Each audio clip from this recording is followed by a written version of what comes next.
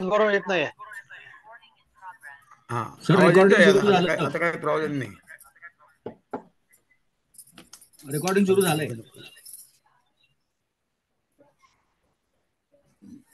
Shantanu, are you there?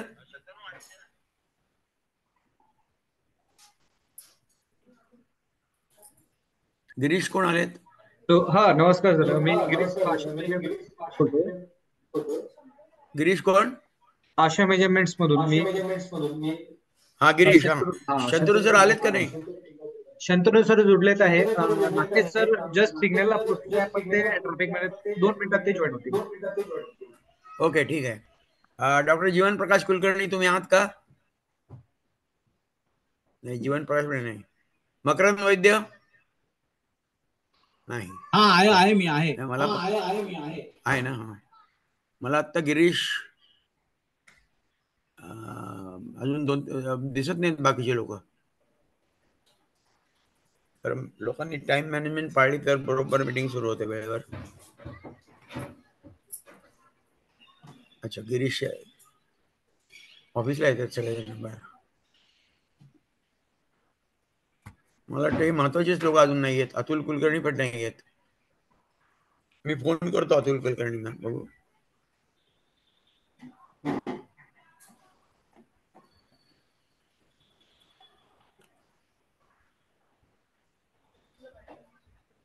तर मी जीवन प्रकाश कुलकर्णींना phone करतो.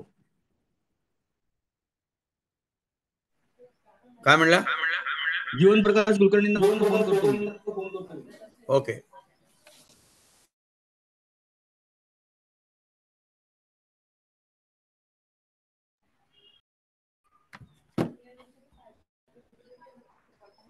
तर कोणाचा नाही.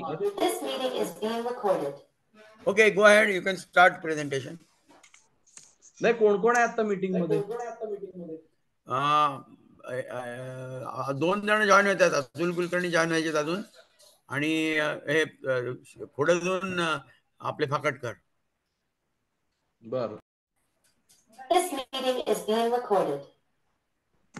हा सुरू करू का? हो, करा सुरू. हा, एक मिनिट. हा जरा हे आडवं ठेवून बघतो. हा, नमस्कार, मी शंतनू पेंढारकर, आशय मेजरमेंट. आपणा सर्वांचं आशय मेजरमेंट आणि टेक्नो फोरम आणि सर्व मराठी विज्ञान परिषद यांच्यातर्फे मी स्वागत करतो. आणि मुख्यतः आपण शाळांमधून जे हवामान केंद्र बसवण्याचा आपला जो प्रोजेक्ट आहे, त्याचं संदर्भात आपण बरंच काही कार्य केलेलं आहे. आणि त्याच्यामध्ये काही काही गोष्टी आपल्याला करायच्या आहेत, आणि काही आपण ज्या पूर्वी केल्यात त्यातल्या काही गोष्टींच्या मध्ये जे काही थोड्याफार गोष्टी आपल्याला करायच्या आहेत, किंवा आपण ज्या करू शकतो आणि केलेल्या नाहीयेत, किंवा त्याच्यातल्या काही त्रुटी आहेत, त्या निमित्तानं आपण ते चर्चा करायला इथं जमलोय. पण बेसिकली आपण काय करूया की हा प्रोजेक्ट मुळात काय आहे, त्याचं स्वरूप कसं असलं पाहिजे आणि काय अपेक्षित आहे, हे आपण आधी लक्षात घेतलं पाहिजे. Next slide. Next slide please. Girish, full screen करा, फुल स्क्रीन.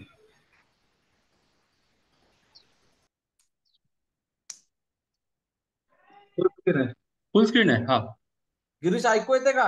हा, येते. अरे मग ती स्लाइड पुढे कोण सरकवणार?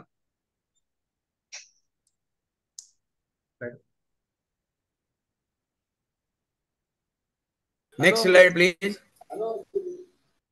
पुढे केली आहे. नाही झाली आहे. नाही झाले. एक मिनिट, परत मी स्टॉप करून परत शेअर करतो. अपडेट मे बी अपडेट होत नाहीये.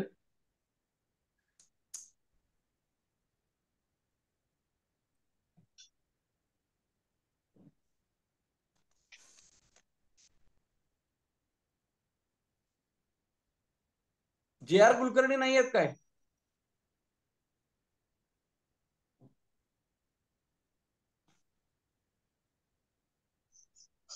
दिसतीये का आता स्लाइड? आता ती सरफेस आता दिसते. हो, ठीक आहे. पहिल्यापासून घ्या. सर, जे आर कुलकर्णी नाही आहेत काय आपल्या आहेत, he is very much there. आणि चव्हाण सर चव्हाण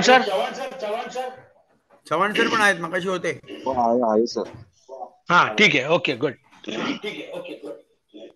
हा, तर शाळा हो, तेथे हवामान प्रशांत चव्हाण केंद्र सर आहेत. हा जो आपला प्रकल्प आहे त्याच्यामध्ये सगळ्यांनी व्हिडिओ ऑफ करा, फक्त शंतनूचा व्हिडिओ चालू राहू दे. नाही, माझा पण काही गरज नाही आहे त्याची. टेक फॉरम ठीक आहे तिथे लिहिलेलं. नाही, असू दे, युअर शुड बी देअर. बाकी सगळं ऑफ करा. चला गो अहेड. एक मिनिट, माझा चालू आहे का बघतो आधी. आहे, चालू आहे. आहे ना? हा. तर आपल्याला पर्यावरणाचं जे महत्व आहे ना, ते सर्व क्षेत्रामध्ये किती आहे याची आता कल्पना आहे. परंतु पर्यावरण च्या या क्षेत्रामध्ये हवामानचं जे स्थान आहे हे खूप दुर्लक्षित आहे भारतामध्ये विशेषतः. आणि तो एक प्रकारच्या कुचेष्टेचा पण विषय गेल्या 30-40 वर्षांपासून आहे. आणि त्याच्याहून आधी पण, की त्याच्यावरती अनेक प्रकारचे आपण कार्टून्स पण बघतो, की हवामान माहिती जी असते ती जी प्रसारित केली जाते हवामान खात्यातर्फे, ती कशी म्हणजे नंतर येते किंवा येतच नाही, अशा पद्धतीचे अनेक कार्टून्स आपल्याला खूप वर्षापासून आपण बघतो. म्हणजे तो एक कुचेष्टेचा विषय हा संपूर्ण आपल्या प्रणालीमध्ये झालेला आहे. परंतु तो आता हळूहळू बदलतोय. म्हणजे गेल्या काही 10 वर्षामध्ये जो आपण हवामान खात्यामध्ये बदल जो आपण बघतोय हवामानच्या विषयात, त्यांच्यामधली जी तांत्रिक सुधारणा बऱ्यापैकी झालेल्या आहेत, त्या ह्या 10 वर्षामध्ये जर आपण बघितलं तर IMD आणि IITM सारख्या मोठ्या अग्रगण्य संस्थांनी त्याच्यामध्ये बरेच कार्य करून खूप मोठे बदल हे केलेले आहेत. आणि त्यांच्या तंत्रज्ञानामध्ये सुद्धा खूप आता सुधारणा होत आहेत. सुपर कॉम्प्युटर्स वगैरे घेत आहेत ते. आणि त्याच्यामधून बरेचसे त्यांनी आता चांगल्या चांगल्या मॉडेल्स पण तयार करून आणखीन बाकी इतर सुद्धा काही लोकांचा त्याच्यामध्ये सहभाग आहे. आंतरराष्ट्रीय पातळीवरती पण खूप काम केलं जातं. कारण आता सध्या जो क्लायमेट चेंजचा जो विषय आहे, की क्लायमेट चेंज किंवा ज्याला आपण म्हणतो की हे याचा ग्लोबल वॉर्मिंग इफेक्ट वगैरे, याचा सगळ्याचा ज्या हवामानावरती परिणाम होत असतो, त्याच्यामध्ये हवामानाची जी माहिती असते, डाटा असतो, तो किती महत्वाचा आहे याची पण जागरूकता आंतरराष्ट्रीय पातळीवरती झाल्यामुळं हा विषय एका मोठ्या लेवलवरती आता आलेला आहे. आणि त्याच्या अनुषंगानं आपल्या अनेक जणांना असं वाटतं की प्रत्येक ठिकाणी याची माहिती असली पाहिजे. शाळांमधून पण थोडंफार शिकवलं गेलं पाहिजे. पूर्वीच्या काळी हवामान हा घटक जो होता तो भूगोलामध्ये 1-2 पानाचा विषय असायचा. आता त्याची माहिती इतर पर्यावरणाचा आता एक विशेष जो विषय असतो त्याच्यामध्ये पण तो दिला जातो आणि अनेक ठिकाणी आपल्याला ती माहिती उपलब्ध असते. तर याच्यामध्ये विशेष करून आपल्याला जे सांगायचं की हवामान केंद्र जे असतं त्याचं जे शाळांमधून आपण जे वितरित करतो त्याचा जो उद्देश असतो तो पण आपल्याला बऱ्याचदा विचारात घ्यायला लागतो. कारण तो जर उद्देश आणि मुळात त्याचं एक्झिक्युशन आणि त्याचे अंडरस्टँडिंग याच्यामध्ये जर का गल्लत झाली तर अनेक प्रश्न निर्माण होतात. तर शाळा तेथे हवामान केंद्र ह्याच्यामध्ये जशी आपण अनेक प्रकारची साक्षरता असते, त्याच्यामध्ये हवामानाची साक्षरता म्हणजे हवामानाचे घटक कुठले कुठले असतात. तापमान असतं, आर्द्रता असते, दाब असतो हवेचा, वाऱ्याचा वेग असतो, दिशा असते, सूर्याचं तापमान असतं, सूर्याची तीव्रता असते, दृश्यमानता असते, सूर्यप्रकाशाचा कालावधी असतो, नंतर ड्यू पॉइंट वगैरे अशा अनेक गोष्टी याच्यामध्ये त्याचा समावेश असतो. आणि वर्षानुवर्ष म्हणजे इंग्रजांच्या काळापासून ते साधारण 150 वर्षाचा आपल्याकडे 130 ते 140 वर्षाचा हवामानाचा डाटा वेगवेगळ्या ठिकाणचा प्रयोगशाळांमधून उपलब्ध असतो. त्याचंही माहिती आपण याच्यामध्ये घेऊन वेगवेगळ्या प्रकारचं तंत्रज्ञान वापरून, उपकरणं वापरून, काही सॉफ्टवेअर्स वापरून अनेक प्रकारच्या सुधारणा किंवा अनेक प्रकारच्या गोष्टी याच्यामध्ये करत असतात संशोधक पातळीवरती. आणि यासाठी सगळ्यात महत्वाच्या ज्या गोष्टी असतात त्या हवामान घटकाच्या नोंदी हे एक अत्यंत महत्वाचं असतं. Next slide. तर हे सगळ्याचा विचार करताना ज्या वेळेला आपण आपले काही रबडे सर म्हणा किंवा मराठी विज्ञान परिषद म्हणा किंवा JR कुलकर्णींसारखे संशोधक म्हणा, आमच्यासारख्या भाषे मेजरमेंट सारख्या या क्षेत्रात 15 ते 20 17 वर्षापासून कार्य करणाऱ्या काही कंपन्या आहेत. या कंपन्यांच्या कल्पनेतनं काही गोष्टी आम्ही विद्यार्थ्यांसाठी इंट्रोड्यूस करायचा प्रयत्न केला होता. काही प्रमाणात त्याला यश आलं. आम्ही असं म्हणत नाही की सर्व प्रमाणात त्याला यश आलेलं आहे किंवा ते फार मोठं सक्सेस आहे असं आम्ही अजून म्हटलेलं नाहीये. आमची जी एक मर्यादित पातळीवरती आमचे जे प्रयत्न चालू आहेत ते आम्ही आपल्या संपूर्ण काही ठिकाणी महाराष्ट्रामध्ये काही तालुक्यांमध्ये आणि काही जिल्ह्यांमध्ये आम्ही ह्याच्या काही प्रायोगिक तत्वावर उभारणी केलेली आहे. त्याच्यामध्ये मुळात काही सुरुवातीच्या काळामध्ये अत्यंत कमी किमतीमध्ये उपलब्ध असणारी यंत्रणा आम्ही उपलब्ध करून दिल्या होत्या. आणि त्या यंत्रणा तशा बघायला गेल्या तर खूपच प्रिमेटिव्ह टाईपच्या आणि सिंगल प्रोसेसर, सिंगल सेन्सर आणि म्हणजे त्याला टोटल इंटिग्रेटेड सिस्टीम्स अशा असलेल्या त्या सिस्टीम आम्ही काही वर्षापूर्वी 2 वर्षापूर्वी 2.5 वर्षापासून इन्स्टॉल केलेल्या आहेत. आणि त्याची जी काही मर्यादित स्वरूपामध्येच त्याची माहिती किंवा त्याचा जो उपयोग आहे त्याची अपेक्षा किंवा त्याच्याकडून ज्या काही अपेक्षा आहेत त्याच्या अपेक्षा या मर्यादित स्वरूपाच्या आहेत. कारण अशा टाईपची जी यंत्रणा असते ती ऍक्च्युली फार्म हाऊस वरती किंवा अमेरिका, युरोप, कॅनडा किंवा ऑस्ट्रेलिया सारख्या प्रगत देशांमध्ये स्वतःच्या घरामध्ये एक वेदर स्टेशन असावं अशी काही एक संकल्पना असणारे लोकांनी ती इंटिग्रेटेड अप्रोच घेऊन एक प्रायोगिक म्हणजे एक डोमेस्टिक लेवलची यंत्रणा विकसित केली होती आणि त्या टाईपची यंत्रणा मार्केटमध्ये आणलेली होती. त्याचं ते एक विस्तारीकरण केलेलं एक मॉडेल होतं की जे आम्ही काही शाळांमध्ये सुरुवातीच्या काळात बसवलं होतं. पण त्याच्याही काही मर्यादा आहेत आणि त्याच्या मर्यादा विचारात घेऊन आपल्याला मुळात फोकस एवढ्यासाठी या गोष्टीवर करायचं आहे की आपण हवामान साक्षरतेकडे विद्यार्थ्यांना कसं नेता येईल. आता उदाहरणार्थ मला एक उदाहरण द्यायचंय की आपण वेगवेगळ्या शाळांमधून, महाविद्यालयांमधून वेगवेगळे प्रयोग करत असतो. आपण वेगवेगळ्या लेवलवरती थिअरी आणि प्रॅक्टिकल्स करत असतो कॉलेजमध्ये, शाळांमध्ये. आता आपल्याला सॅटेलाइटचा विषय सुद्धा महाविद्यालयामध्ये असतो, रॉकेटचा विषय सुद्धा असतो. त्याच्यात मर्यादित स्वरूपात काही मॉडेल्स पण असतात तिथे छोटे छोटे. नंतर काही ज्या हौशी लॅबोरेटरीज असतात, काही हौशी शाळांना हे देणाऱ्या काही प्रयोगशाळा असतात. जसे आमचे एक पुजारी सर म्हणून आहेत, त्यांनी रॉकेटची एक प्रयोगशाळा उभी केलेली आहे. आता सध्या ती लोणावळ्यामध्ये, पूर्वी ती कराडमध्ये होती. तर अशा पद्धतीच्या काही प्रयोग, इनोव्हेटिव्ह विज्ञानाला वाहिलेल्या लोकांनी काही उपक्रम चालू केलेले असतात. ते उपक्रम चालू असताना त्यांची विद्यार्थ्यांना काहीतरी माहिती मिळावी. तंत्रज्ञान कसं आहे त्यातनं आपल्याला माहिती, विद्यार्थ्यांना विज्ञानाची आवड लागावी या संदर्भामध्ये काही प्रयोग करून त्यांनी काही मॉडेल विकसित करून ते विद्यार्थ्यांसमोर त्याचे प्रयोग छोट्या प्रमाणात केलेले असतात. आणि ते त्यांना माहिती आणि पूरक माहिती आणि त्यांना पुढे प्रेरणा मिळावी, काहीतरी पुढच्या आयुष्यामध्ये त्यांना काहीतरी प्रेरणा मिळावी असं त्याचं स्वरूप असतं.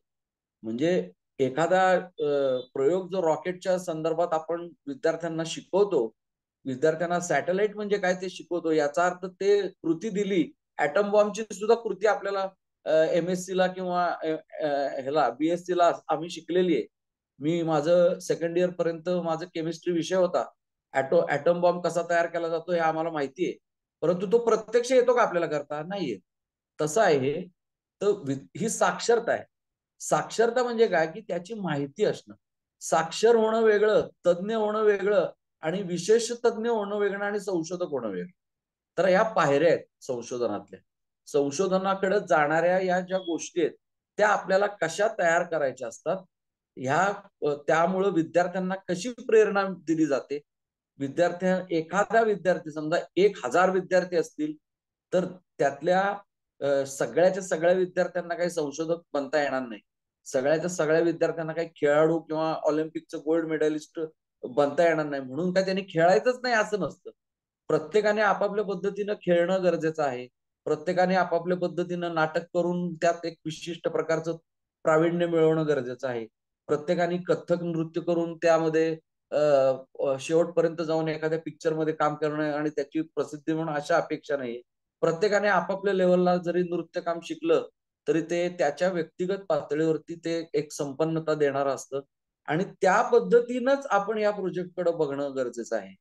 म्हणजे असं नाहीये की एखाद्या माणूस जर का समजा खेळाडू म्हणून त्यांनी सुरुवात केली 100 किलोमीटर धावायला आणि तो नाही म्हणे आता कंपल्सरी आम्ही तुम्हाला सगळं दिलेलंच आहे आणि तुम्ही आता 100% पुढच्या वेळेला आम्हाला गोल्ड मेडल दिलंच पाहिजे, असं होऊ शकत नाही.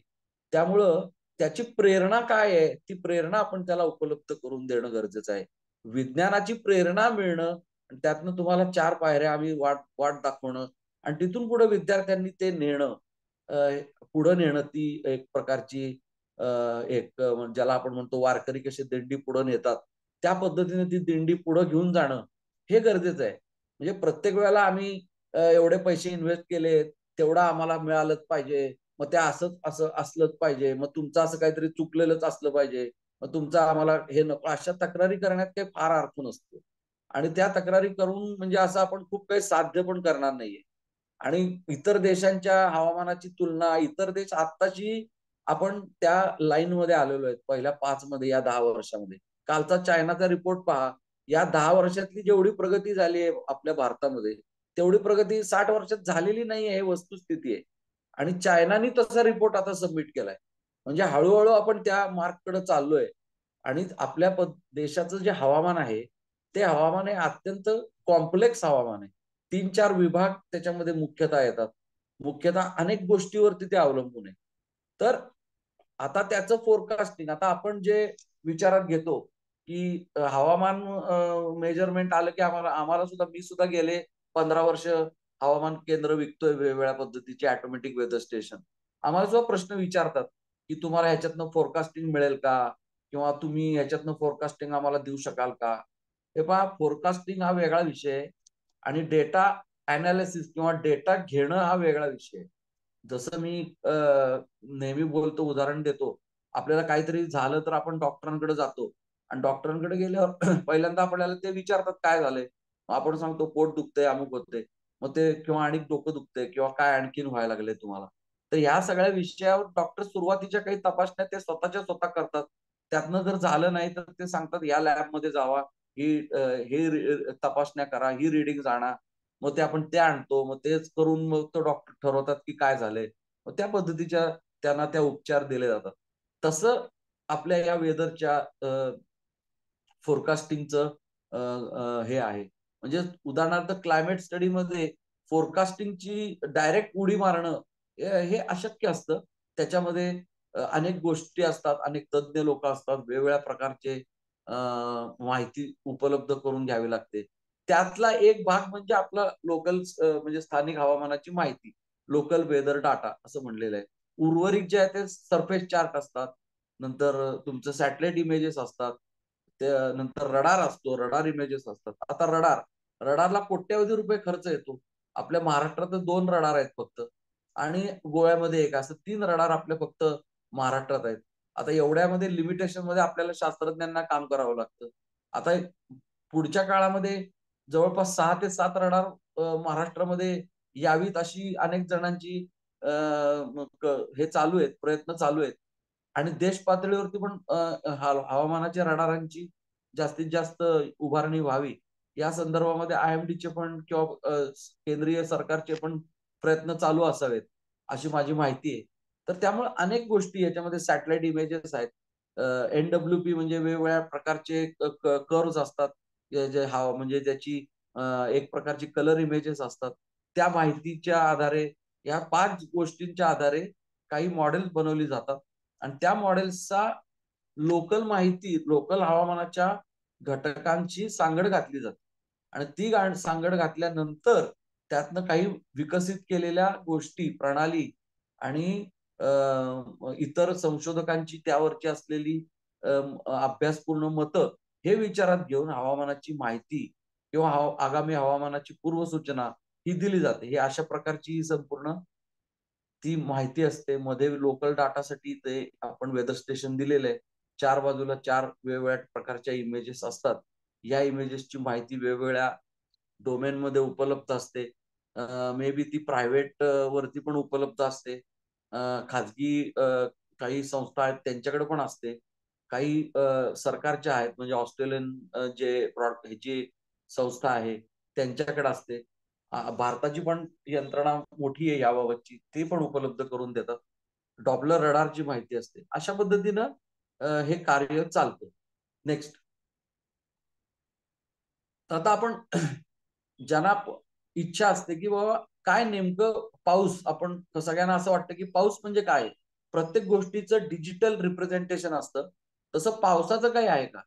तर पावसाचं पण आहे. आणि हे जे वेदर स्टेशन आहे आपण जे बसवतो त्याच्यामध्ये आपल्याला त्याचा एक मागोवा घेता येतो. म्हणजे पाऊस कधी पडू शकतो काय, पण तो त्याला इतकं काही सोपं नाही येते. आता उदाहरणार्थ एक टिपिकल मी तुम्हाला इथे एक्झाम्पल देतो, की ज्या प्रकारच्या ज्या आपण मेजरमेंट्स घेतो त्यात तापमान, आर्द्रता, हवेचा दाब, वाऱ्याचा वेग, दिशा, नंतर इतर गोष्टी आपण जशा येतात, सोलर रेडिएशन वगैरे, हे सगळ्याचा काय उपयोग होतो आपल्याला पाऊस पाऊस कधी पडेल किंवा कसा पडेल ते पाहायला? तर आपण पहा, इथे पहिल्या याच्यामध्ये अँबियंट टेम्परेचर दिले, दुसऱ्या याच्यात ह्युमिडिटी दिले, तिसऱ्या याच्यात ऍटमॉस्फेरिक प्रेशर दिले, चौथ्या याच्यात रेनफॉल दिलाय, आणि पाचव्या याच्यात सोलर रेडिएशन दिले. आता एका विशिष्ट टेम्परेचरला, 29 डिग्री टेम्परेचरला हळूहळू हळू तापमानामध्ये घट व्हायला सुरुवात झालेली आहे, तुम्हाला दिसेल असं. त्याच ठिकाणी त्याच वेळेला ह्युमिडिटीमध्ये वाढ व्हायला लागलेली, म्हणजे हवामान आर्द्रता वाढायला लागली. आर्द्रता विशिष्ट एका पातळीवरती गेली ना, की आर्द्रता 60 ते 70च्या दरम्यान गेली, आणि त्याच्यानंतर ती परत वाढायला लागली. तर काय होतं, काही वेळेला ज्यावेळेला हवेचा दाब कमी होतो त्यावेळेला वाऱ्याचा वेग सुद्धा वाढायला लागतो, वाऱ्याची दिशा बदलते, वाऱ्याचा जो वेग असतो तो वाढतो. नंतर सोलर रेडिएशन, म्हणजे त्यावेळेला वारे जे असतात ते विविध ठिकाणून ढग वाहून आणतात. मग ते वाऱ्याचा दिशा, वेग, ढगांची इंटेन्सिटी, डेन्सिटी, ह्या सगळ्याचा विचार करून मग काय होतं की दृश्यमानता कमी व्हायला लागते. सोलर रेडिएशन जे आहे ते हळूहळू कमी होतं. मग ढगाळ वातावरण निर्माण होतं. म्हणून काही ठिकाणी इथे बघितलेलं असेल सोलर रेडिएशन शून्य होऊन जातं जवळपास, म्हणजे ब्लॅकआउट झाल्यासारखी परिस्थिती निर्माण होते. आणि त्याच्यानंतर काय होतं, एअर प्रेशर जे आहे ते ड्रॉप व्हायला सुरुवात होते.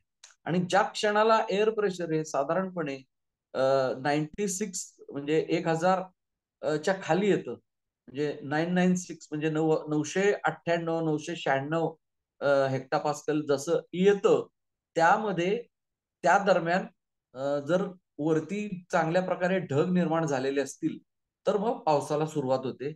इथं दिसतंय तुम्हाला, त्यावेळेला पाऊस पडायला सुरुवात झालेली आहे 5 वाजता बरोबर. त्या दरम्यान पाऊस हे काढायला सुरू. पण ज्या वेळेला आपल्याला ही कंडिशन गाठता येते, ज्या वेळेला ती कंडिशन आपल्याला प्रिडिक्शन करता येते, त्याच वेळेला आपल्याला रेन प्रिडिक्शन करता येतो.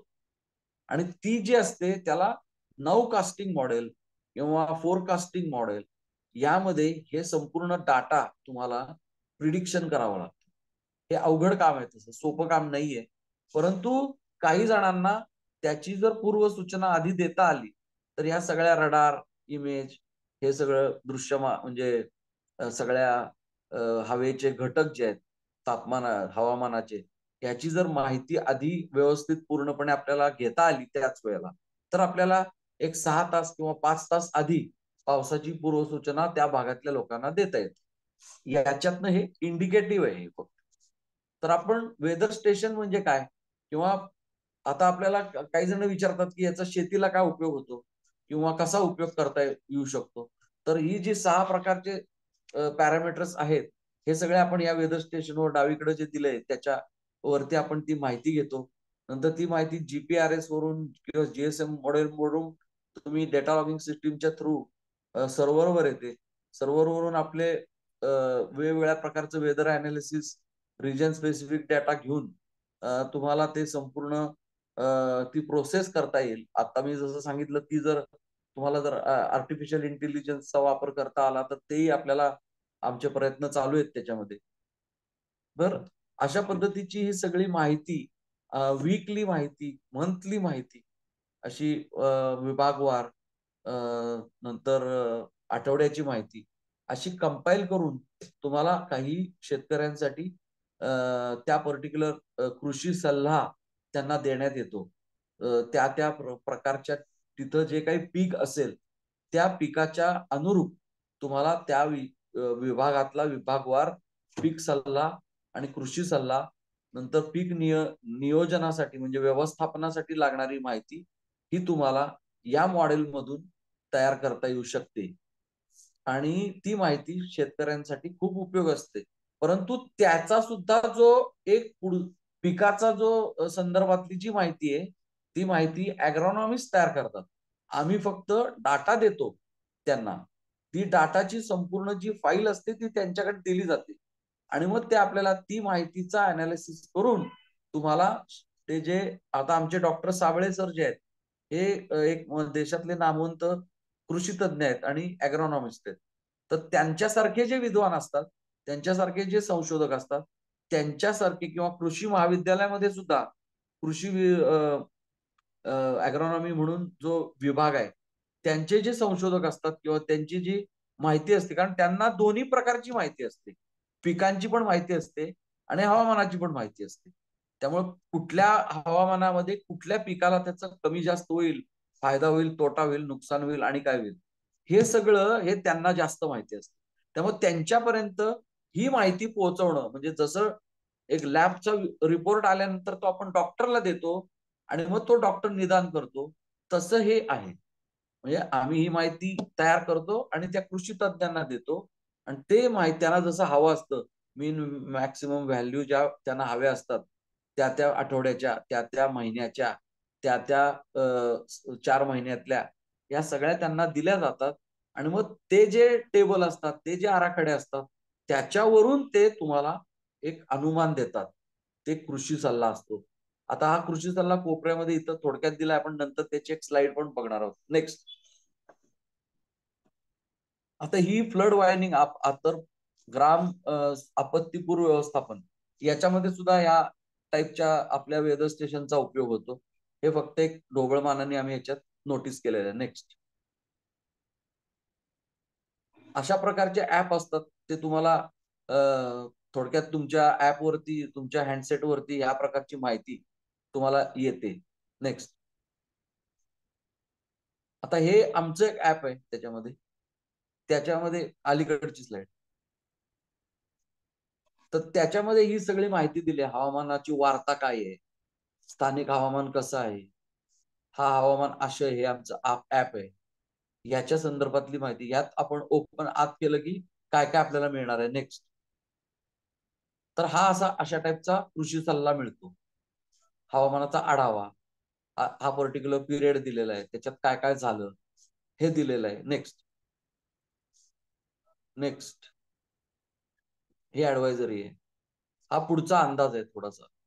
आणि हे आता जसं काल मला विचारण्यात आलं, मागे एकदा आपली जी याच्यावरती चर्चा झालेली आहे त्याच्यामध्ये विद्यार्थ्यांना काय काय करता येईल, तर विद्यार्थ्यांना त्या त्या महिन्याचे ग्राफ तयार करता येतील. अशा पद्धतीची विद्यार्थ्यांना ती माहिती जी काय आपल्याला वेदर स्टेशन मधून मिळणार आहे ती तुम्हाला अशी डिस्प्ले करता येईल वेगवेगळ्या त्याचे चार्ट्स करून. नेक्स्ट.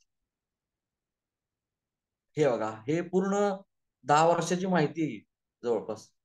नाही, आधीची स्लाइड. ही जर तुम्ही बघितली तर टोटल 1980 पासूनच टोटल ऑक्टोबर मधला किती पाऊस आहे हा सगळा याच्यात डाटा आहे. म्हणजे 1980 पासून ते 2022 पर्यंत ऑक्टोबर महिन्यात किती पाऊस पडला हा संपूर्ण डाटा आहे याच्यामध्ये. नेक्स्ट. अशा पद्धतीचा डाटा आपल्या याच्यामध्ये मंथली, वीकली, डेली अशा पद्धतीचे ग्राफ तयार करता येतात. आता कात्रज मध्ये 2013 पासून ते आतापर्यंत कसा पाऊस पडला याची आम्ही ही माहिती स्टॅटिस्टिकल अनालिसिस केलेलं आहे. हे 2013 मध्ये काय परिस्थिती होती, कुठल्या महिन्यामध्ये, जून मध्ये किती पाऊस पडला, जुलै मध्ये किती पडला, ऑगस्ट मध्ये किती पडला, हे संपूर्ण एका साईडला दिसतंय. एका साईडला इथं टॅब्युलर म्हणजे ग्राफिकल मध्ये दिसतंय, तिसऱ्या साईडला पायग्राफ मध्ये दिसतंय आणि टोटल रेनफॉल 2013 मध्ये किती पडला इथं दिसतंय. नेक्स्ट. आता हे अशा टाईपचे चार्ट येतात, ते तुम्हाला तुमच्या मध्ये तुमच्या वेदर स्टेशनचा डाटा अशा पद्धतीने तुम्हाला स्टोअर करता येतो आणि याच पुढं ते रिप्रेझेंटेशन केलेलं आहे. नेक्स्ट. नंतर ही अशी वॉर्निंग ती जाऊ दे, हे नेक्स्ट. हे अशा प्रकारचे तुम्हाला नेक्स्ट सल्ले देता येऊ शकतात. हे अशा टाईपचं पुणे सिटी वेदर. आता एक पुण्याचा संपूर्ण ग्राफ बनवलेला आहे, त्याच्यामध्ये आमची पुण्यामध्ये वेदर स्टेशन किती आहेत त्याचं संपूर्ण माहिती तुम्हाला वृत्तपत्रामध्ये देता येतं. म्हणजे आता तुम्ही समजा एक शाळेमध्ये वेदर स्टेशन बसवलंय, तुम्ही तुमच्या तिथले स्थानिक जो वार्ताहर आहे त्याला ती माहिती पाठवा तुम्ही रोज, किती काय झालं आज दिवसामध्ये, पाऊस किती पडला, काय झालं, तिथं तुम्हाला तो पेपरमध्ये येईल. तुमचं आमचं येतं पेपरमध्ये, तसं तुमचं सुद्धा येऊ शकतं जर का तुम्ही त्या स्थानिक हवामानाच्या माहितीचा संपूर्ण जो काही तुमचा माहिती येते, काल किती पाऊस पडला, आज टेम्परेचर किती होतं, काल टेम्परेचर किती होतं, वीक मध्ये ऍव्हरेज किती टेम्परेचर होतं, लोएस्ट किती होतं आणि हायेस्ट किती होतं, अशी माहिती जर तुमच्या स्थानिक वार्ताहरांना दिली तर ती माहितीचा हे अशा पद्धतीचा वापर, शाळेमधले विद्यार्थ्यांनी दिलेल्या माहितीचा वापर हा त्या पेपरमध्ये येणार आहे. नेक्स्ट. त्यांना हवीच असते ही माहिती. तर अशा पद्धतीचं आपलं साधारण वेदर स्टेशन असतं. नेक्स्ट. हे ऍग्रिकल्चरसाठी खास आहे. याच्यापेक्षा पुढची पण काही वेदर स्टेशन असतात की जी अजून दुसऱ्या ऍप्लिकेशनला वापरण्यात येतात. तर आता ही जे आहे ते टोटल ऍप्लिकेशन आणि युजेस जे आहेत, शाळा महाविद्यालय, रुरल आणि urban meteorology, climate study, disaster management, airport आणि postal transport, hydro meteorological dams applications, defence आणि रिसर्च, स्पेस रिसर्च, याच्यामध्ये सुद्धा या सगळ्या वेदर स्टेशनचा डाटाचा उपयोग होतो. आता ही सर्व माहिती जी आहे त्या विद्यार्थ्यांपर्यंत जाणं गरजेचं आहे ना. विद्यार्थ्यांना हे माहिती असलं पाहिजे की रॉकेट जरी अगदी सोडायचं झालं तरी पहिल्यांदा आधी ग्राउंड क्लिअरन्स हा कुणाचा लागतो, तर तो हवामान खात्याचा लागतो. हवामान खात्याची तिथे 3-3, 4-4 वेगवेगळ्या यंत्रणा लावलेल्या असतात. त्यांनी ज्यावेळेला ग्रीन सिग्नल देतात ते त्याच वेळेला तुमचं रॉकेटचं प्रक्षेपण होतं, त्याशिवाय होऊ शकत नाही ते. नेक्स्ट.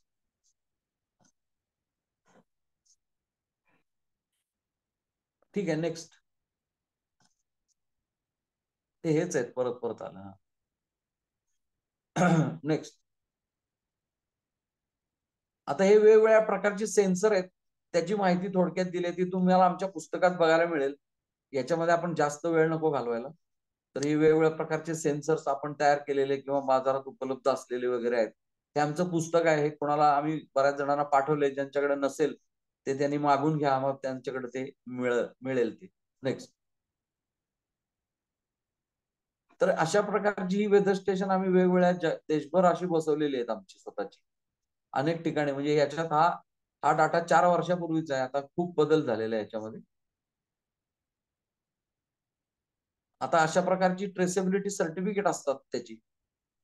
हे IMD ने दिलेलं ट्रेसेबल सर्टिफिकेट आहे की ज्याच्या आपल्या वेदर स्टेशनला ते जर का तुम्हाला हवा असेल तर ते करून घेता येत. नेक्स्ट. हे वेदर स्टेशन CWPRS मध्ये वर्ल्ड क्लास म्हणजे WMO स्टँडर्ड प्रमाणे बनवलेलं आणि मुख्यतः धरणांवर वगैरे वापरण्यात येणार आणि हवामान माहितीसाठीच एक वेदर स्टेशन आहे. तर याच्यामध्ये आता आपल्याला या विषयावर चर्चा करायची की आपल्याला काय काय याच्यामधून आपल्याला विद्यार्थ्यांना देता येईल. तर मी जसं बोललो मगाशी तसं विद्यार्थ्यांच्या पर्यंत जी माहिती देणं गरजेचं आहे, त्यामध्ये वेगवेगळ्या प्रकारचे चार्ट्स विद्यार्थ्यांनी बनवणं, तो डाटा बघून कसा डेटा घ्यायचा, कसा डेटा येतो आणि त्याचं अगदी मॅन्युअल जरी पाहिजे असेल तरी आपल्याला म्हणजे स्वतःच्या हाताने सुद्धा आपल्याला पाऊस मोजता येतो.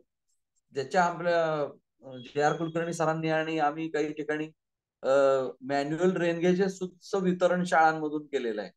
तर ते शाळांमधून केलेलं वितरण, त्याच्यामध्ये रोज विद्यार्थी पावसाळ्याच्या दिवसात रोज पाऊस मोजतात, रोज तापमान मोजतात, ते तापमान पाठवतात आणि स्थानिक लोणावळ्याचे ठिकाणी आम्ही एक आता प्रयोग केलाय. तिथे दररोज वेदर स्टेशनची माहिती, म्हणजे त्यांचं तर मॅन्युअल आहे, ते मॅन्युअल रेनगेज जे आहे त्याची माहिती आणि टेम्परेचरची माहिती ही स्थानिक न्यूजपेपरला पण दिली जाते आणि ती येते उपलब्ध, म्हणजे पेपर पब्लिश करतं ते, कारण तो मुलांचा प्रोजेक्ट आहे म्हणून.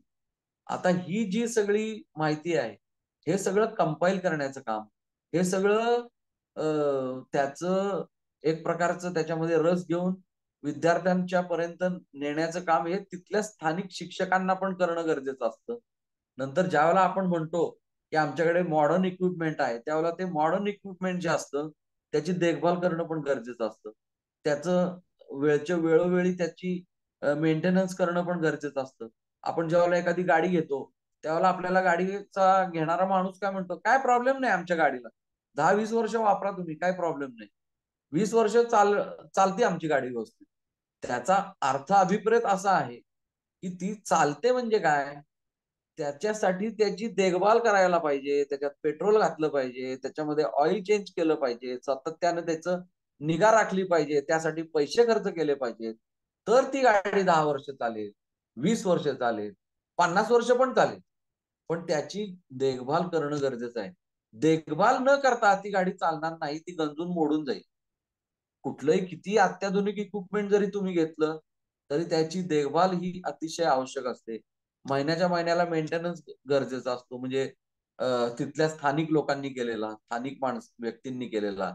आपणही आपल्या गाडीमध्ये थोडाफार चेंजेस आपल्याला माहिती असतं की याचं जरा फायरिंग चुकलेलं आहे, जरा काहीतरी झालं दिसलं पाहिजे, मग आपण काढून बघतो, जरा काहीतरी चेक करतो आणि ते करून आपण नंतर म्हणतो हे काय आपल्या हातनं होणार नाही, मग ते आपण गॅरेजमध्ये नेऊन दाखवतो. अशा पद्धतीची यंत्रणा आपल्याला स्थानिक पातळीवर पण करायला पाहिजे आणि नंतर तज्ञांच्या अंतर्गत निगराणीखाली पण ती केली पाहिजे. तर ते कुठं 10 वर्ष 15 वर्ष किंवा 5 वर्ष व्यवस्थित चालतं. अदरवाईज ते चालणार नाही, त्याचं कोणी गॅरंटी घेत नाही की बाबा आमची 10 वर्ष तुम्ही तसंच ठेवा आणि परत दुसऱ्या दिवशी चालू करा, तसं होत नसतं. त्यामुळं या सगळ्याचा एक सुवर्ण मध्य आपण काढूया आणि जेणेकरून त्या विद्यार्थ्यांना आपल्याला काय करून घेता येईल. तुमच्याकडे जे काही शिक्षक जे असतात त्या शिक्षकांनी पण त्याच्यामध्ये इंटरेस्ट घेणं गरजेचं आहे.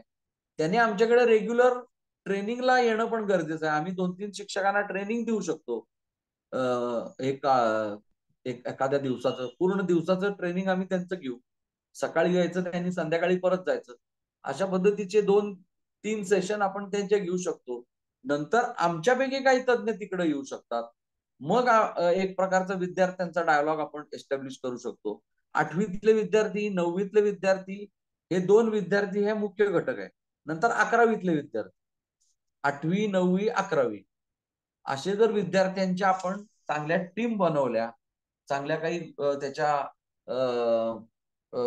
जशा जशा त्या 8वीतला विद्यार्थी 9वीत जातो, परत 10वी मध्ये काही त्याला वेळ होत नाही ते करायला, मग त्या विद्यार्थ्यांच्या जर आपण चांगल्या टीम बनवल्या आणि ते जर केलं तर विद्यार्थी हा खऱ्या अर्थानं साक्षर होईल आणि त्याला कुठेतरी त्या विषयाची एक गती निर्माण होईल किंवा त्याला आवड निर्माण होईल.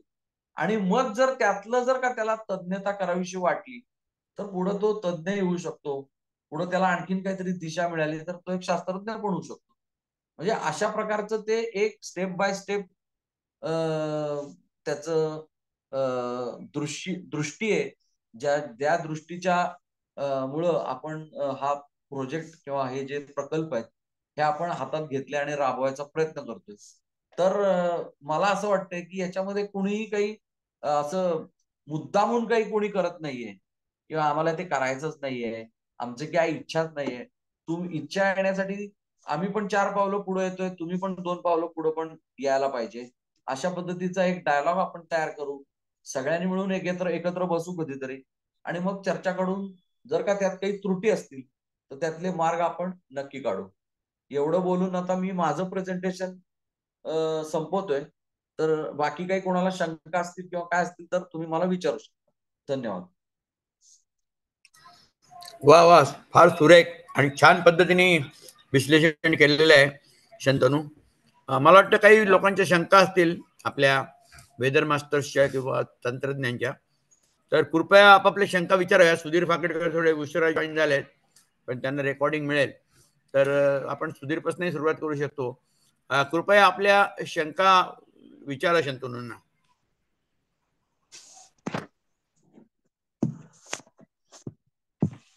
नमस्ते. मी प्रशांत चव्हाण, सोनी, क्रांतीवीर दत्ताजीराव पाटील विद्यालय मुख्याध्यापक. सर, आपल्या इथे वेदर स्टेशन बसवलेलं होतं, पण त्याचा प्रामुख्याने जो प्रॉब्लेम होता तो त्याच्या काम करण्याचाच मोठा विषय होता.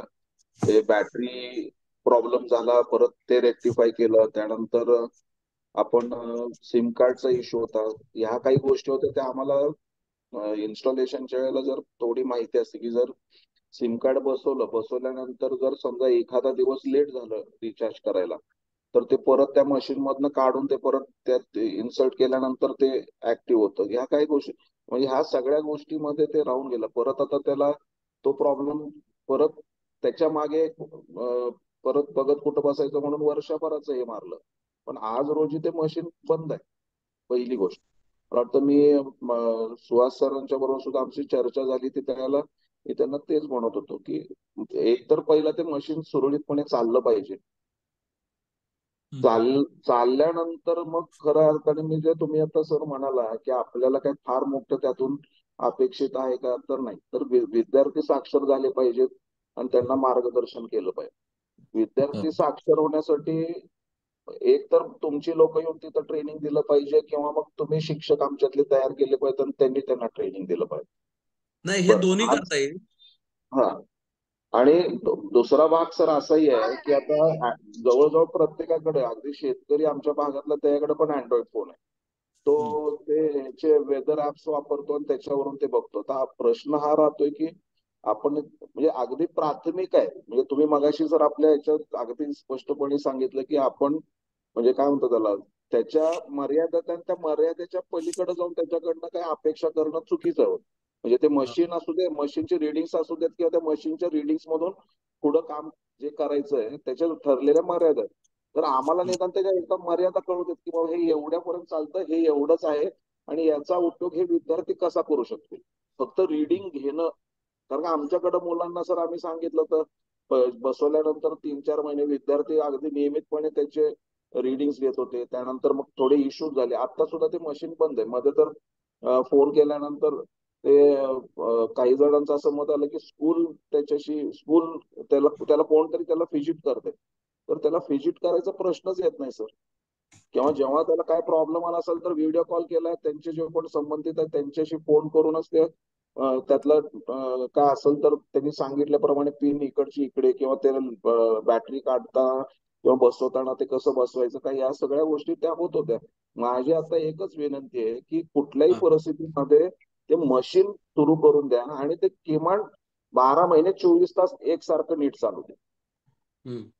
नाही, आता बेसिकली काय आहे की आपण नक्कीच ह्या गोष्टीचा एक परत एकदा रिव्ह्यू घेऊया.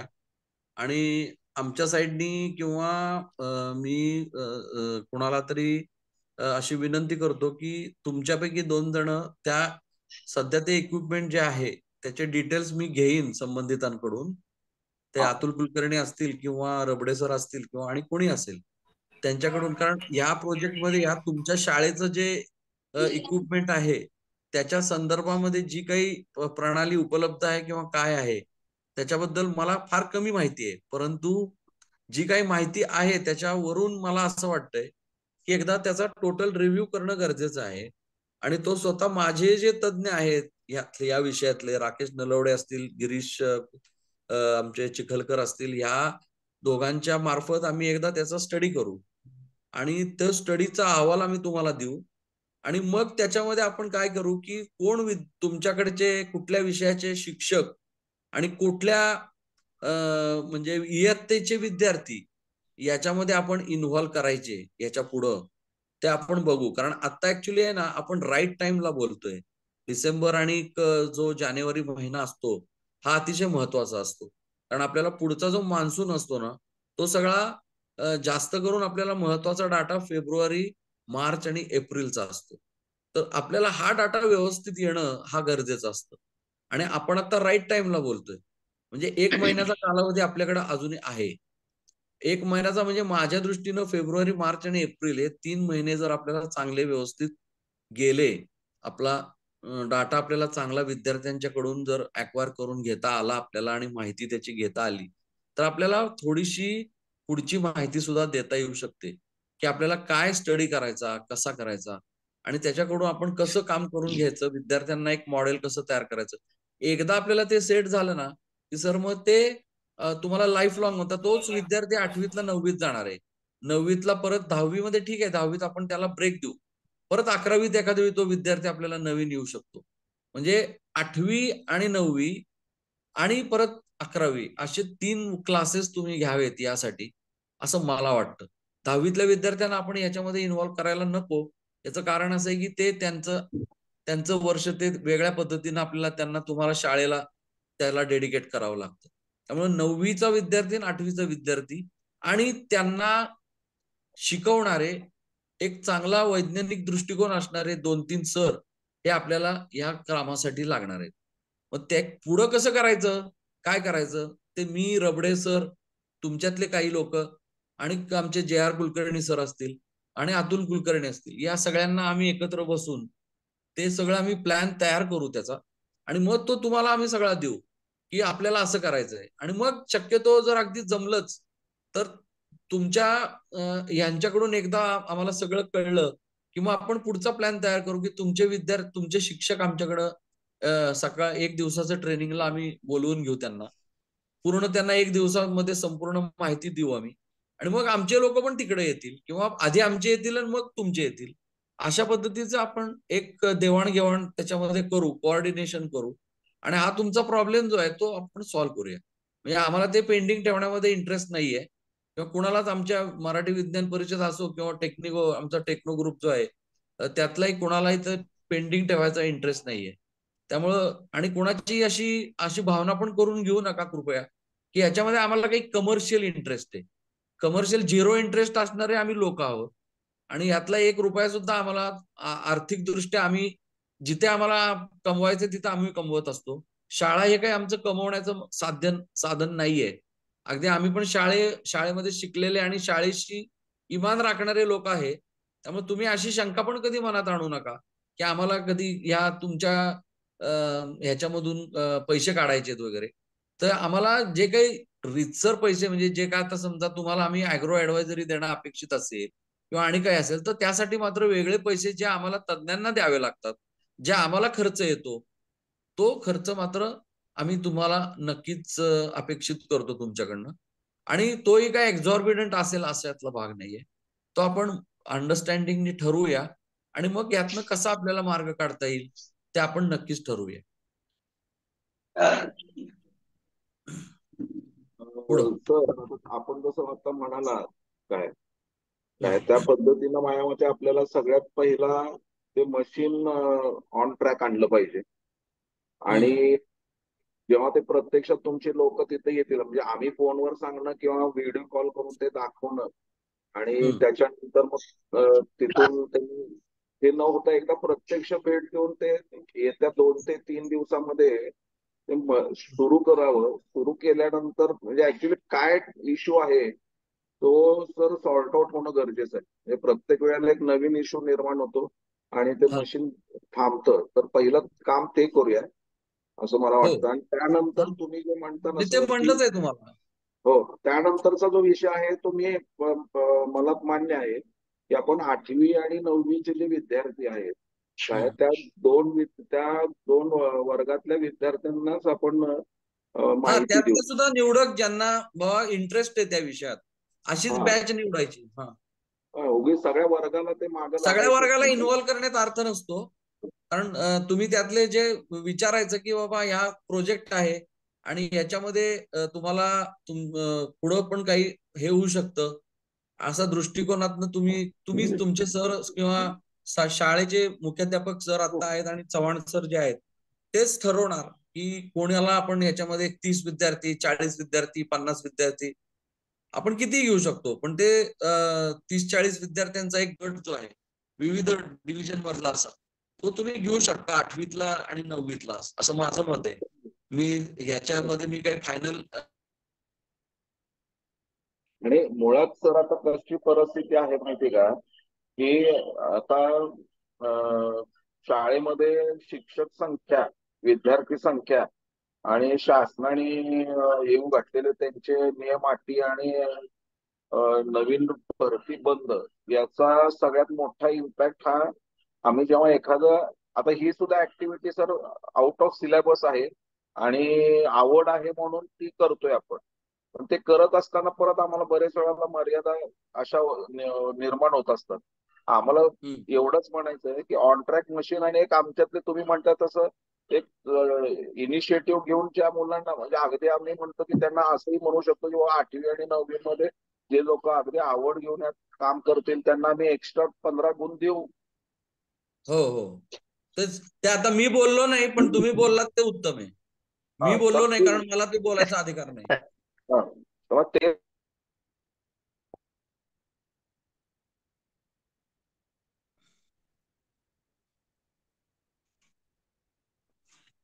सर तुमचा माईक म्यूट झालाय प्रशांत सर. माईक माईक शिक्षकावरती आमच्या असणारा ताण कमी होईल आणि हो. बऱ्यापैकी प्रश्न सुटून जाईल. हॅलो. हा येतोय. हा ठीक आहे. नाही, छान देवाणघेवाण चांगली झालेली आहे. तर आज अनफॉर्च्युनेटली आता अतुल कुलकर्णी आहेत, त्यांच्याकडे पॉवर गेली आहे, पण तो इश्यू मी त्यांच्याशी बोलतो आणि संतनू म्हणले त्याप्रमाणे we will sort it out, कारण तुमचं मशीन चालू होणं महत्वाचं आहे. आणि रबडे सर, हॅलो. हा रबडे सर, बोला आपल्याला हे थोडं टाइम फ्रेम मध्ये काम करायला लागेल. नक्की नक्की. टाइम फ्रेम दिलेलीच आहे म्हणजे ना डिसेंबर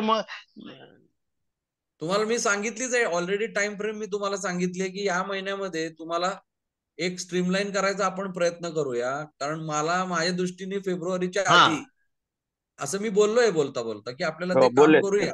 मला स्वतःला त्याचं माहिती आहे तुम्ही बोललाय. हा ठीक आहे. म्हणजे हा इश्यू आता आपण घेतलेला आहे.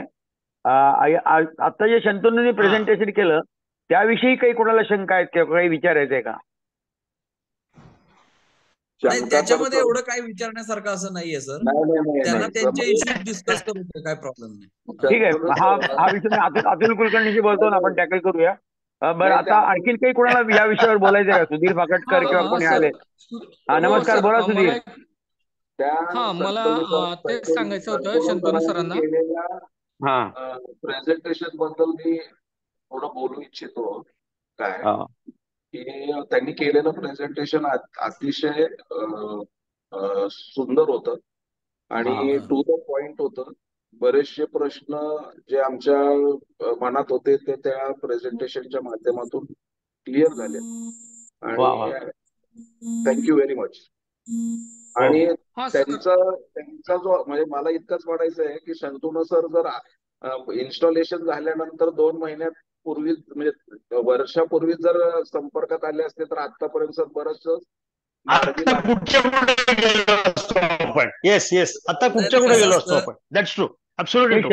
शंतनू आपल्या ग्रुपमध्ये आत्ताच आलेत. ओके.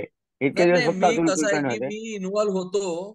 नाही, मी इन्व्हॉल्व पहिल्यापासून होतो त्या प्रोजेक्टमध्ये, पण माझ्या इन्व्हॉल्वमेंटची जी खरी हे होती ती आधी होती आणि नंतर मग मी मधल्या काळामध्ये जो होतो तो माझं इंडस्ट्रियल ह्या व्हर्जन जास्त असल्यामुळं मी याच्याकडे लक्ष जास्त दिलं नव्हतं. परंतु आता आम्ही त्याच्यामध्ये, आम्हाला सरांनी म्हणजे मराठी विज्ञान परिषदेने सांगितलं आणि त्याच्यामध्ये आम्ही रिक्वेस्ट केली, टेक फोरम आणि विज्ञान भारती या 2 संस्था ज्या आहेत त्यांना आम्ही रिक्वेस्ट केली की तुम्ही कमर्शियल अँगल बघू नका आमच्याकडे, आम्हाला तुम्ही मशीन द्या. आणि मग त्यांनी अग्री केलं आणि आता 2 मशीन आपण त्यांच्या मदतीने इन्स्टॉल केलेली आहेत. परंतु बाकीच्या 8 मशीन वाऱ्यावर सोडलेली नाही आहेत. आम्ही त्याची पण आम्ही सोडणार नाही, वाऱ्यावर सोडत नाही आम्ही, वाऱ्यावर सोडणार नाहीये. म्हणून तेवढ्यासाठीच आजची मीटिंग होती आणि ऍक्शन, आम्ही वाऱ्याचा वेग मोजणारी माणसं आहे, आम्ही वाऱ्यावर सोडत नाही कोणाला. त्यामुळे विचारविनिमय करून आम्ही लगेच ऍक्शन काय घ्यायची हे तुम्हाला कळवतो.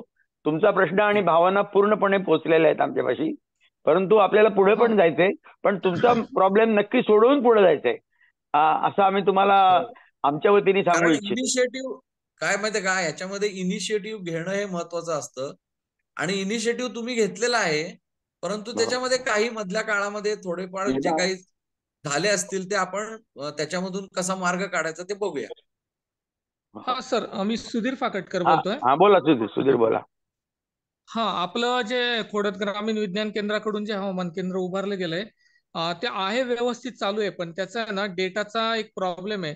तर माझी शंतनू सरांना विनंती राहील की तुम्ही जर इकडे भेटीचा प्लॅन केलात खोडदला नारायणगाव जवळ GMRT असलेल्या ठिकाणी माहितीये तर मला. तोही उत्तम हो तोही उत्तम राहील.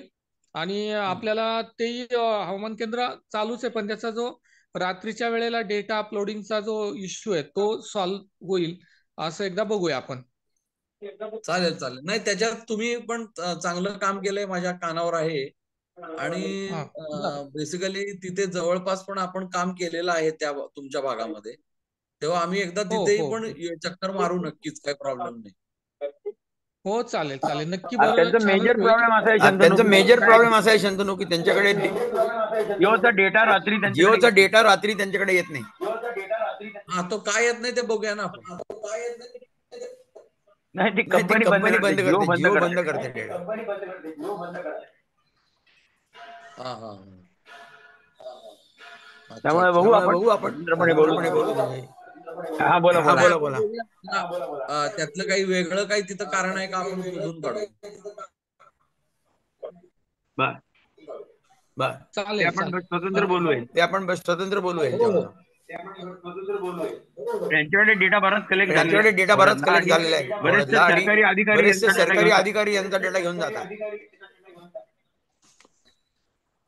हो. बरं आणि कुणाला काही ज्यांना बोलायचं ना त्यांचाच माईक चालू ठेवा. बाकी माईक बंद ठेवा. बोला.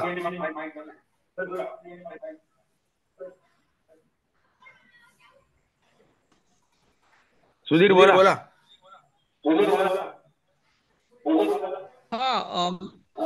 माझा मुद्दा मांडून झालाय आणि त्यांनी सांगितलंय की ते GMRTला म्हणजे खोडदला व्हिजिट करतील म्हणून.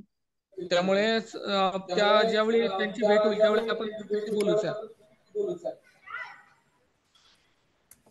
ठीक आहे. चालेल. मग जर का सगळे पॉइंट डिस्कस झाले असतील तर आपण कन्क्लूड करूया आणि आपण त्याचा एक राईटअप तयार करू आणि कधी जायचं या आठवड्यात, पुढच्या आठवड्यात किंवा आम्ही त्याच्या एक 8-10 दिवसात आम्ही नक्की तिथे येऊन तुमचं काम चालू करून घेऊ आपण ते. आणि त्याचे काय काय करायचं किंवा कसं करायचं ते आपण ठरवून पुढच्या कामाला लागूया. ठीक आहे. चालेल ठीक आहे. आणि चालेल. त्याच्यामध्ये दुसरं असं आहे की सरांनी पण, सर आहेत का उपलब्ध? JRK आहेत का? JRK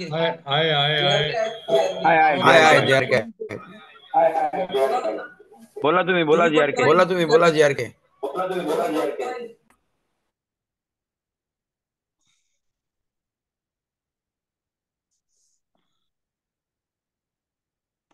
सर बोला तुम्ही JRK.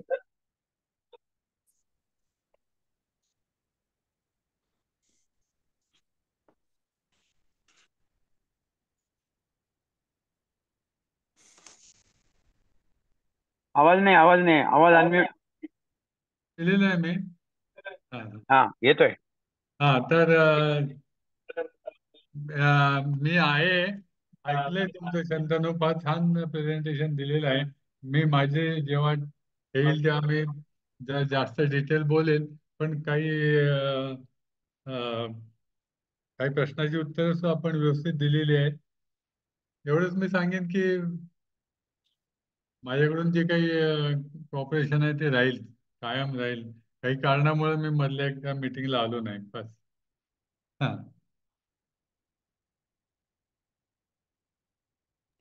Thank you sir. कारण आपण काय करूया की त्याचं एक आता इकडचा सुद्धा जो आपला भोरला जे दिलेलं आहे ते आणि खडकीचं दिलेलं आहे ते सुद्धा त्याचा आपल्याला तुम्ही जे बोलला होतात मागं, आता आम्ही फ्री आहे. म्हणजे जे मधल्या 1-1.5 महिन्या काळात मी सुद्धा जरा इनऍक्टिव्ह होतो कंपनीमध्ये, ते पण कारण आता झालेलं आहे आणि त्याच्यामुळे तोही आपण स्टडी चालू करूया. त्याच्या विद्यार्थ्यांना आपण लगेच त्याचंही ट्रेनिंग सेशन चालू करू तिकडेही. आणि ते तिथेही विद्यार्थ्यांना कसं आपल्याला मोटिवेट करता येईल ते बघूया आपण.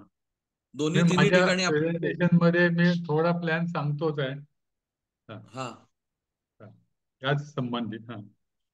हा ठीक आहे. मग आता तू कोणाचं पुढचं असेल ते सत्र चालू ठेवा. मग मी म्यूट करतो आता. नाही आपला 11 वाजून गेलेत, तेव्हा आपण आता सत्र पुढे घेणार नाही आहोत. परंतु मी कन्क्लुडिंग रिमार्क्स मला थोडे करायचे आहेत की शंतनूंनी आज अतिशय सुरेख पद्धतीने समजावून सांगितलं आणि माझं असं लक्षात आलं की आपण ऑन द ट्रॅक आहोत आणि जे प्रॉब्लेम आज सोनी आणि यांना येत आहेत खोडदमध्ये ते मात्र रिझॉल्व्ह केले जातील, नो डाऊट ऑन इट. कारण ही 2 स्टेशन्स आपण सध्या इन्व्हॉल्व्ह केली आहेत डिस्कशन मध्ये की जेणेकरून बेसिक प्रॉब्लेम आपल्याला कळतील आणि त्यातनं रिझॉल्व्ह करून आपण पुढे वाटचाल करणार आहोत आणि शंतनूंनी असलेल्या मार्गावरती आपण जाणार आहोत. त्या डॉक्टर कुलकर्णींचं काही दुमत असण्याचं कारण नाही.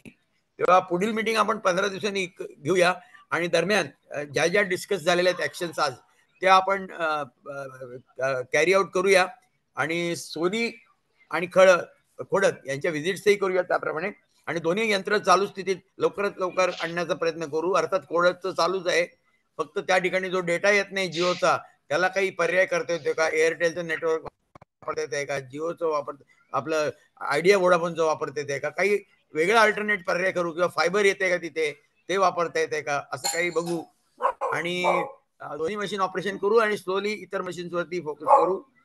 सर्वांचे धन्यवाद आणि आपण बरोबर 15 दिवसांनी पुन्हा भेटू आणि आतापर्यंत झालेल्या ऍक्टिव्हिटीचा ओवावा करू.